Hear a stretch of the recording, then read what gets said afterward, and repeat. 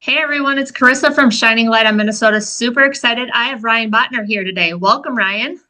Hey, great to be here. Yes. So let's get started and tell everybody a little bit about your business and kind of how you got started into it. Yeah. Well, I've been in sales for 20 years since I was 22. And before that, I majored in football and girls Mm-hmm. in college. And so Yeah.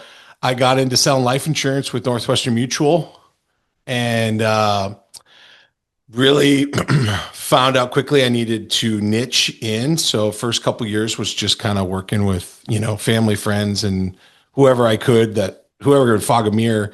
And then I really got into the medical market. And so through the medical market, niched in, renamed my business Physicians National Financial. And the riches really were in the niches. I made over $1 million before I was 30 years old. Amazing. And then in my 30s, life started to get kind of complicated. I wasn't a great leader. They put me in a leadership position.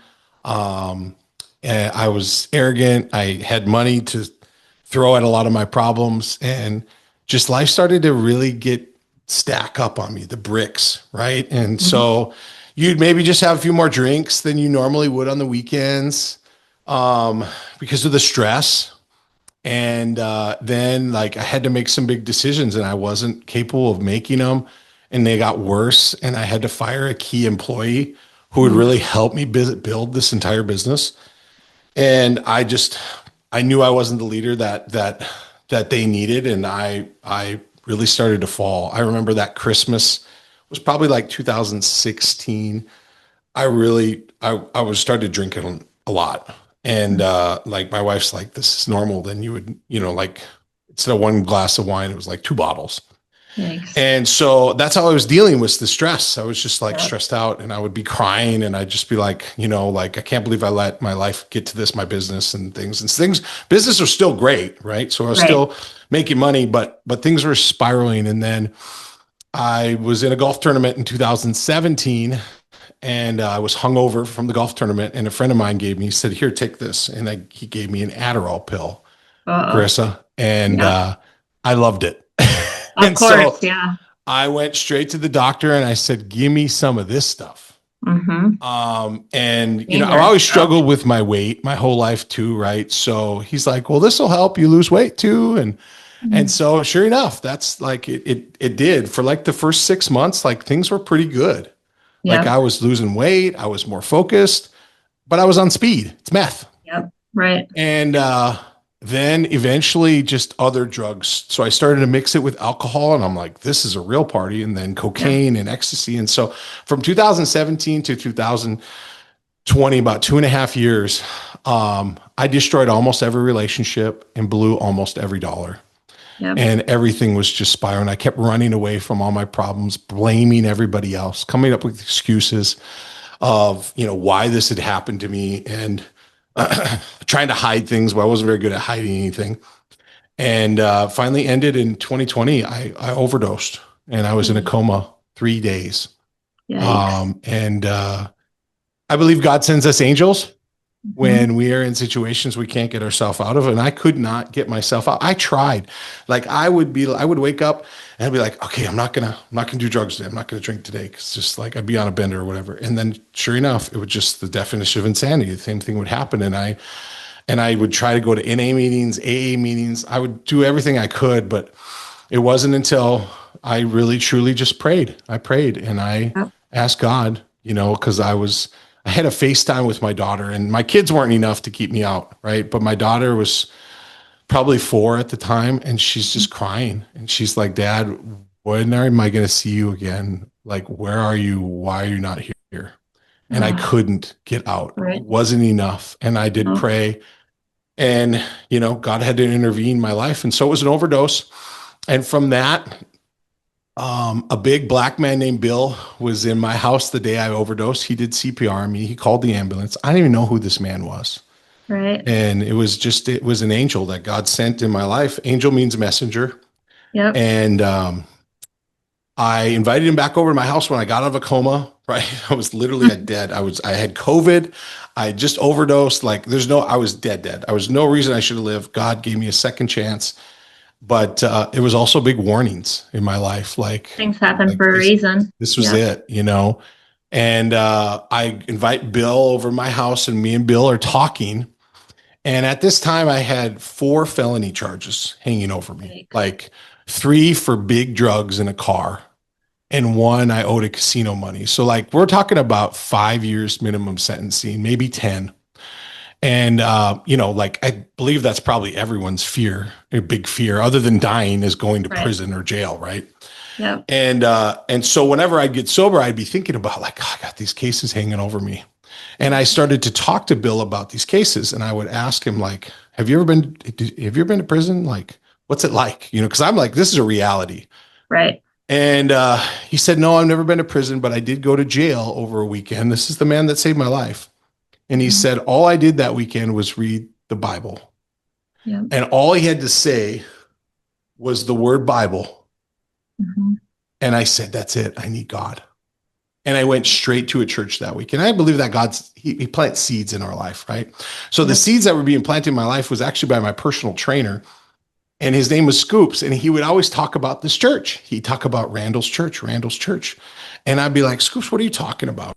And he said, Randall Cunningham, the quarterback for the Vikings and the Eagles, he's a pastor. And I said, he is?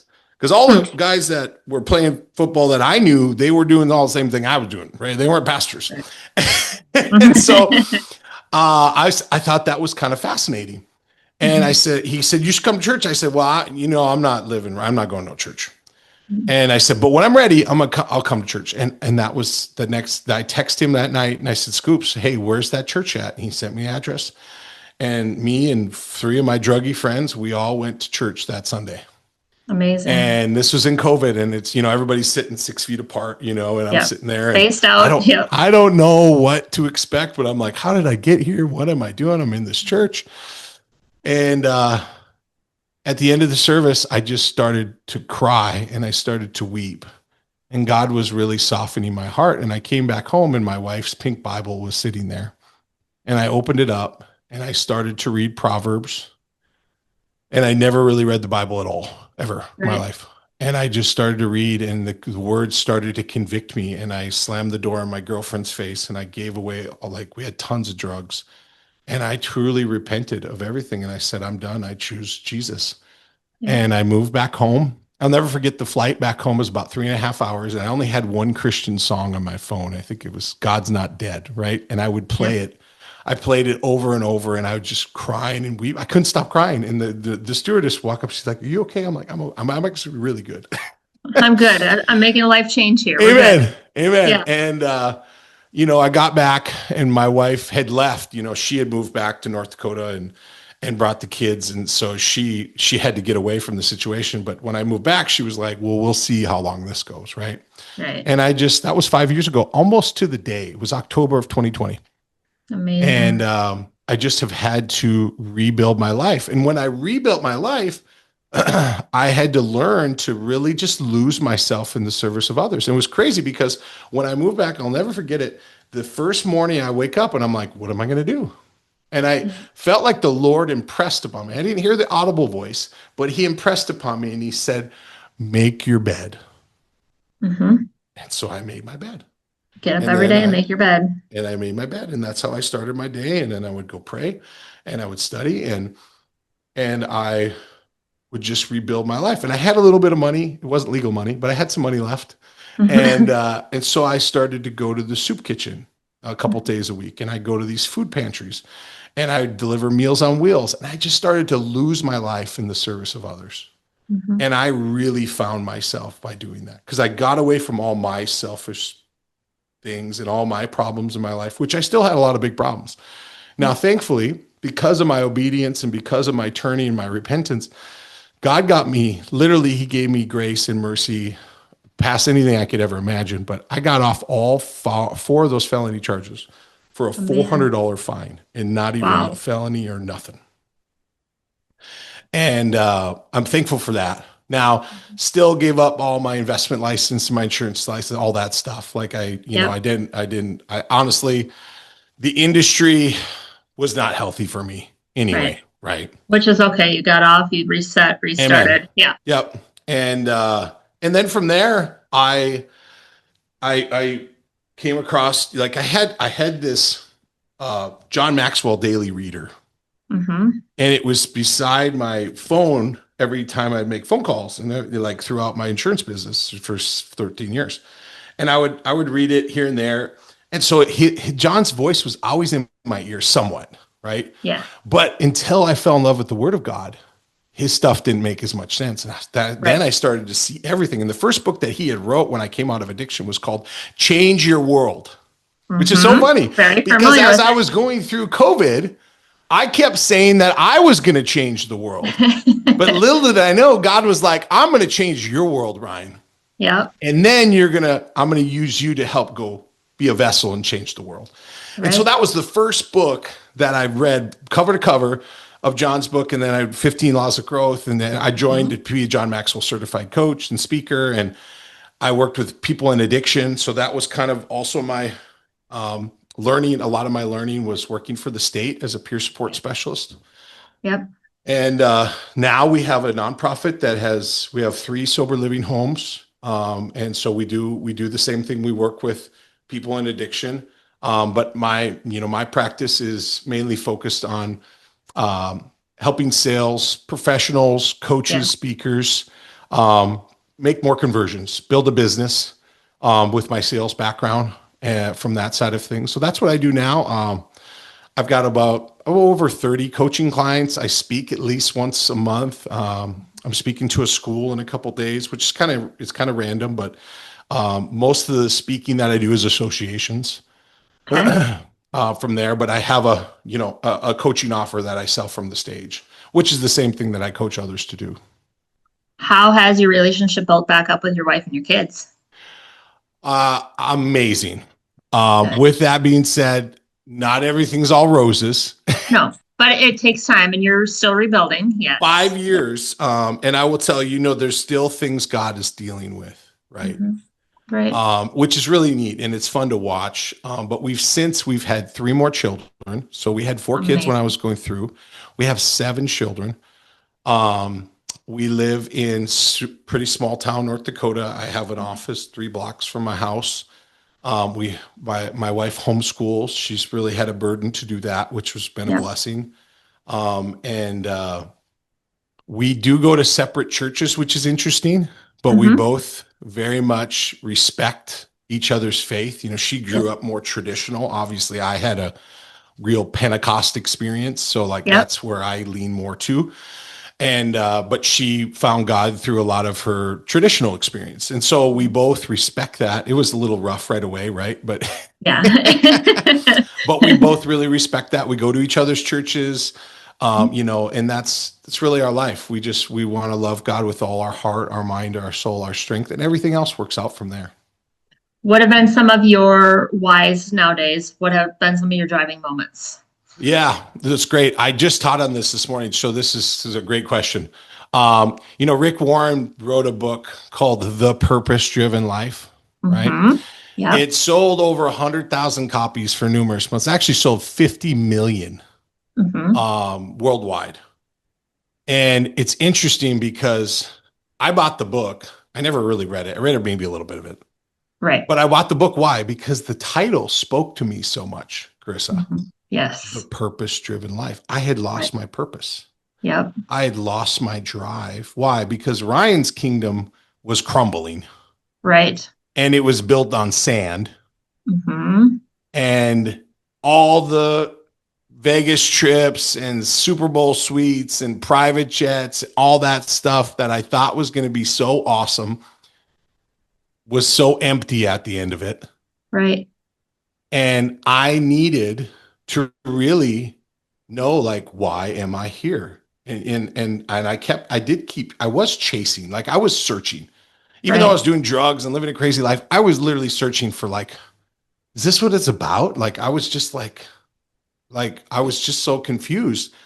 until God interrupted my life. And that was the best day of my life, is when he interrupted my life, because it was like, hey, now I had a dad that left me when I was born, right? And so Yeah. I never really I had a stepdad who's a great man, and he adopted me when I was 3, but I, I probably had daddy issues, right? Right. And so, but when I found out I had a heavenly father that loved me more than I could ever imagine, that gave me such peace. And I Right. just wanted to do my father's business any way that I could. So Right. now I have this mission, which I'm co-missioned with him. And because I have that mission, even though I have bad days, right? Yes. Was Everybody really, does. my pillow was really warm this morning. My Yep. bed was really, really warm this morning. I still got up, even though I fought it and got to the gym. Mhm. Right. Like, I have bad days, just like everybody else, but Yep. my mind is set on the ultimate mission, which is Right. not my mission. It's bigger than me. And because of that, Karissa, I don't become a slave to the immediate. Amazing. Ryan, how do you overcome your obstacles these days when you've had them in the past? How do you personally overcome them these days without getting or going back in those everyday slumps? Yeah, great question. I mean, I think we're fighting our human nature, right? Right? And we all I have wake those demons. I wake up every day and I ask myself, what are people dealing with? Right? And a lot of it is the same things that I deal with or I've dealt with in the past, which is anxiety, worry, Hmm. depression, um, helplessness, hopelessness, right? And I have to deal with any of those feelings, right? Yep. Now, I say this and I have it written down, like, amateurs listen to their feelings, Sure do. but professionals don't. Professionals have a standard. Like, I can't afford to have a day off. Like, Right. I'm the weather, like how I show up to my coaching clients and my staff and my people and my partners, I have to be the bar. Right. And so, knowing that, I need help, right? Which Yep. means I need to first pray. I need to enter his gates with thanksgiving. I need to get the word in me. I need to share the word with my children in the morning, which is biblical, and my family. And then I need to make sure that I'm just staying focused on that through my entire day. Now, if I get away from that, it's kind of like the rumble strips in the road. You start Yep. veering off, you can start to feel that fear, that anxiety, that depression, Yep. that worry, all that stuff starts to creep in. And so a lot of times what I do, which I'm doing today actually, is I fast. So if Yep. I start to feel like I'm just getting a little off, I do a fast. I do extended fast, a day, two Yep. days, 3 days, whatever it is, Yep. because I want to get all that stuff out of my mind and just keep my head up, lift up my eyes to the hills. Yep. So you've written a couple books. Tell us about Yes. the books and what the difference is in the books. Yeah. No, that's great. Well, I first started life coaching, right? And Yes. Correct. and some people would hire me, and a lot of them hired me really for business coaching. So I was doing life coaching, but they're like, "Well, Ryan, we know you've had success in business. We want you just help us with that."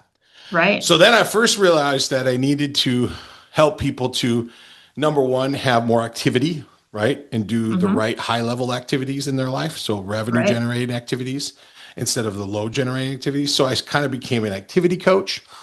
And then as I started to do that, I started to really level up my skill set in the sales world Okay. and also embrace the system, right? Because one thing that Yep. bothers me the most, Carissa, is that people don't follow up.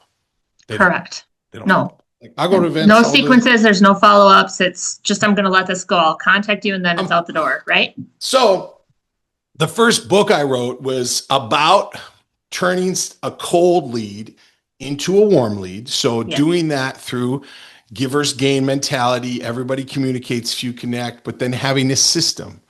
Hmm. And so having the system is a 7-touch follow-up system. So touch Correct. one, touch two, touch three. So this is Yep. part of the book. My book's called the Touch Point Selling. So that's the first book that I wrote. And it Okay. was really because I was just so bothered by people not following up. I'm like, I'm going to write a Right. book on this and I'm going to make sure that I share this system with everybody. And so you have your 7 touches. And then Yep. if somebody says, hey, I'm interested, but I'm going on vacation, or we don't make decisions until January, they go in my farm club and I Yep. nurture them, right? Hmm. And I'm still inviting them to my events. I maybe put them on a daily text or things Yep. like that, right? And I'm still touching them, nurturing them. And then I have what's called my red zones. And those are the people that are going to do business with me the next 7 to 10 business days. And Right. those are the ones that I'm trying to get. I'm at the 20 and I'm trying to get them across the finish line. So that's my Yeah. 7 touch system. And following that, why? Because when you get a lead, you've worked so hard to get a lead. Well, let's make sure we bring this lead to a conclusion. And I'm Mm-hmm. okay with no. No is great. I Right. can get you out of my system. I Yep. hate maybes. Obviously, we Right. love yeses. Yes. So that was the first book that I wrote. The second book that I wrote is called Speak to Sell. Yes. And that one was really getting deep into my 20 years of speaking, because that's how I built my insurance business. I would go and speak medical schools, residency programs, fellowships, and I wouldn't speak to get paid. I would Right. speak to get leads. And so Yes. the best leads that I saw could come into my business were the ones that they gave me an hour of my time, of their Correct. time. Yep. And even if they got a free lunch, whatever it is, and I was Yep. able to indoctrinate them with a better way and then invite them to go Yep. deeper with me. So I would speak to sell. And the sell stands for S, selecting the problem you solve. E, establishing yourself as an authority, writing a book or having that, being the thought leader. Yep. L is leads, because if you have a leads problem or a conversion problem, you have a big problem, right? And Mm-hmm. then also the L is listen. Okay, so listening to what your leads are looking for. And then last one is leveling up. And that's just taking ownership and say, I've got a select problem in the world that I can solve. My past will help shape somebody else's future. How can I build a business on that? How can I package this purpose and bring it to a market that will monetize my message and then scale it and actually build a business so I can sell it? Yes. Does that make sense? Sure does. Ryan, who have been some of your main mentors when you've grown up in the last few years or when you've made your life change? Yeah, no, that's great. Well, first and foremost, I believe that you need a pastor to be saved. So Yeah. I am fully submitted to a man of God. My pastor actually wrote, he's a doctor, and he wrote my foreword to my Speak to Sell book. And so that was really neat, because he also speaks a lot and sells from it as well too. But he's a great man of God. That's number one. His pastor would be like my 2 heroes of my faith, just For great sure. men of God that have given their life to the service of others. Obviously, John Maxwell, I mentioned that as well. Yes. I don't know John, but I've read enough of his books that he's Mm-hmm. mentored me for sure on that Yes. side of things. And I've spent about $70,000 in coaching the last 5 years. And Right. so numerous coaches, one from South Dakota, he passed away recently. His name was Bob Prentice.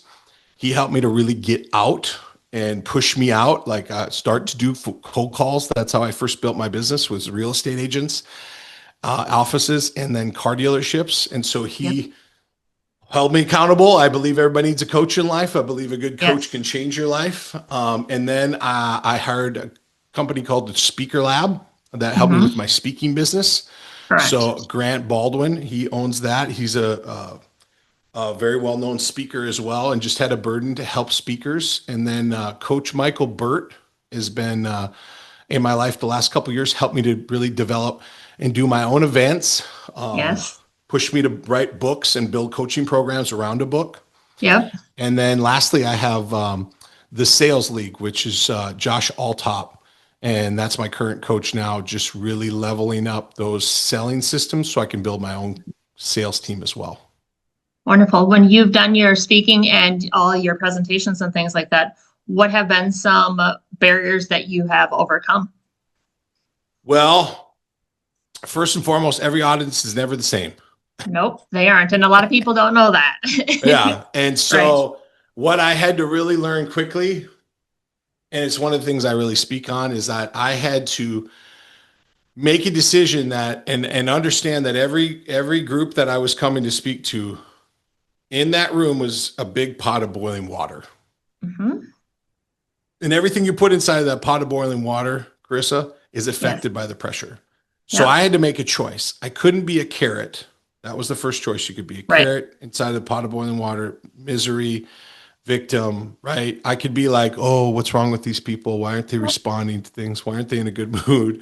Right. And also an egg, get mad, hardened, right? An egg Yep. and the pressure gets hardened, has a hard outer shell, but the inside is liquid until you put in the heat and the pressure, and get mad about it and get upset that people aren't responding to you, or however it may be, because you're going to have some tough crowds. For sure do. Especially in the world we live in today, people are struggling. Yes. Right. So And they I want to can't be share how those they're two, struggling. an egg or a carrot. I can't be those two. What I had to learn to be is the smallest of all three, and that's a coffee bean.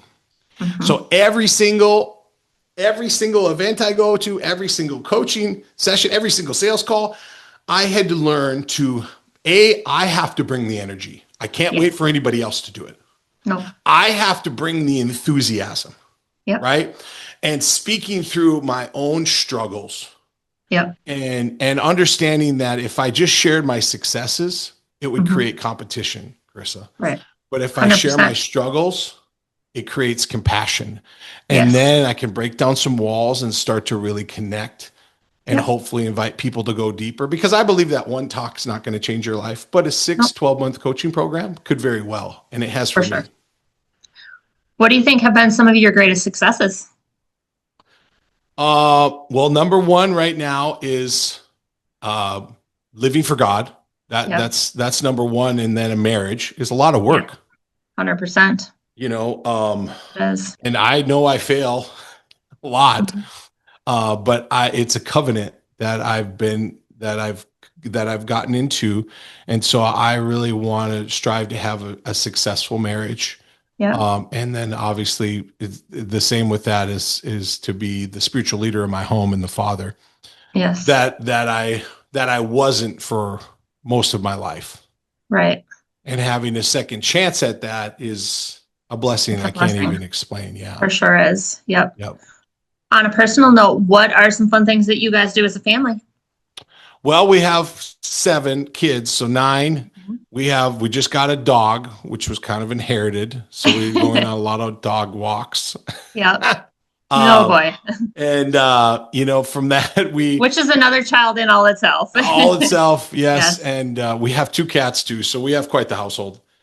But it's so full of love. I get it. We have 7 kids. We used to have 3 dogs, so I completely understand. Don't worry. And so what we do a lot of times is I'll book a speaking gig, and I usually go within 3 to 4 states, right? Mm-hmm. Yep. So then, and I do one at least once a month where we're taking a trip.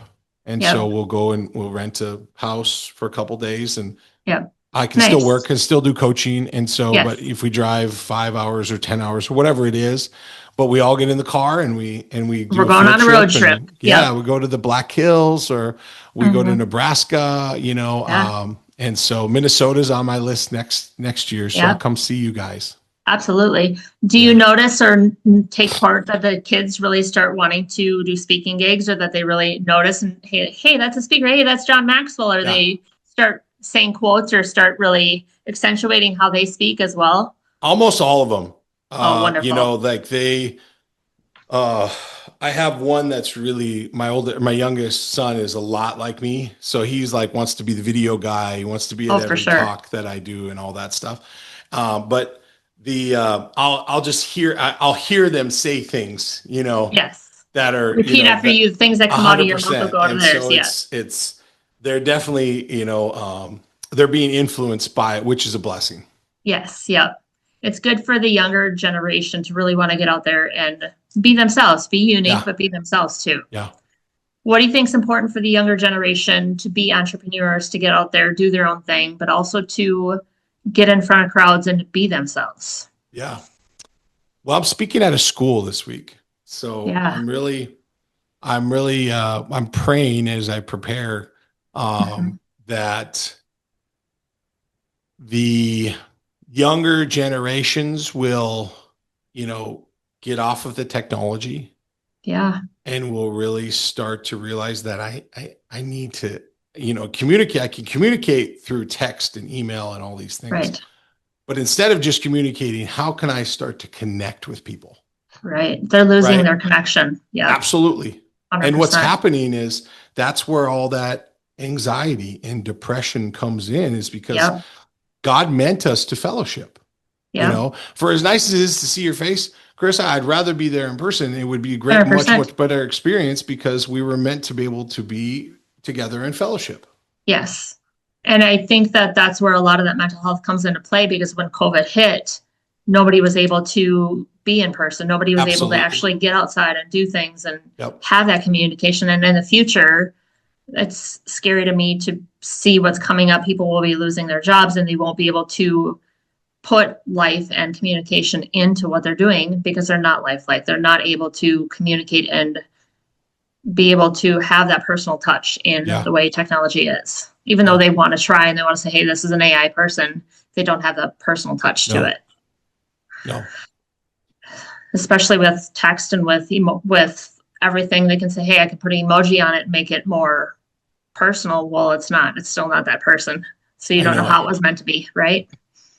I deal with it. I've got this beautiful office, which is 3 blocks from my home, which is nice because I can come here and, not have to work from my home, which could be distracting. Right. Yeah. But, it's just me, and I have other staff and partners, but they're not here. Yeah. But that's like, for me, my behavioral, like on the DISC profile, DISC, I'm a high I. So that means I'm interactive with people. I want to be interested in other people. Like, I thrive when I'm around other people. So I believe God has really dealt with me like, hey, no, you're going to be separated, a little isolated here. Yes. And you're going to need to work through this. And that it's been a blessing to me, but it's been extremely hard. Yes. Outside of what you do and your coaching, everything like that, what do you like to do outside of work? We do some fishing. Haven't got back into hunting yet, just because my oldest is not of age really yet to hunt. Yeah. But from that side of things, we love to travel. I have a big green egg, and so we smoke all types of the weekends of smoking meat and and time fellowship and eating, which I've had a problem with my hands my whole life, eating too much. And so with that being said, I got to get to the gym. I got to eat right. And I got to work body, mind, heart, spirit. And so it's just a continual work in progress. I think one thing that's been important, and it's kind of coming up more and more as we get older, is health and wellness, right? So obviously people are getting healthier, the cold plunges, the mind, body, spirit, obviously, and the younger culture getting more into God and getting more into everything and eating better, getting out there and speaking and talking about their religion and talking about how they eat, what they eat, cutting out carbs, cutting out sugar, cutting out caffeine, and just the whole spiritual aspect is totally shifting and changing. And I think that's wonderful. Yes. Amen. I'm with you. Well, it doesn't take a spiritual person to see that this thing is wrapping up. Right. Like, we're in the end times, and the confusion and the chaos is only getting worse and worse. Right. And so I just want to be closer to God. Yep. You only have one life, but you've got to live every day. And the best way that you can live it is doing what's best for you and your body, and whatever that may be, just do it. Yes. Well, what's next for you? It's interesting you say that. That's actually the name of my coaching program. It's called What's Next. I'm open to it. But I just want to help people. I want to help people really go from A to B. They're at A, and there's some things that bother them at A, and they're trying to get to B. Yes. And their B goal might be more time with family. It might be more revenue. It might be more freedom. It might be, just a better lifestyle. So I don't know what that is, but I believe that I am the who. I believe everybody needs a coach in life. Yes. I believe that a good coach can change your life. And I also believe that you can't read the label while you're in the bottle. Correct. And so that who is a coach, and I'm so thankful I'll never not have a coach in my life. Somebody that is pushing me. And the hard part is, the best coaches in my life, I didn't really like them that much, but they got the most out of me. Right. Well, you don't want to like your coach. If you like your coach, then they're not doing what they need to be doing. And if you don't think you need a coach, then you're not doing what you need to be doing for yourself. Right. They've told me what I need to hear, not what I want to hear. Thank you so much for being on. How can people get a hold of you today? So my name of my company is Cornerstone Speaking.com. But otherwise, LinkedIn, I'm big in LinkedIn. So it's just Ryan Botner, RyanBotner. All right. Thank you so much for being on today, Ryan. We appreciate you. Thank you. Yes.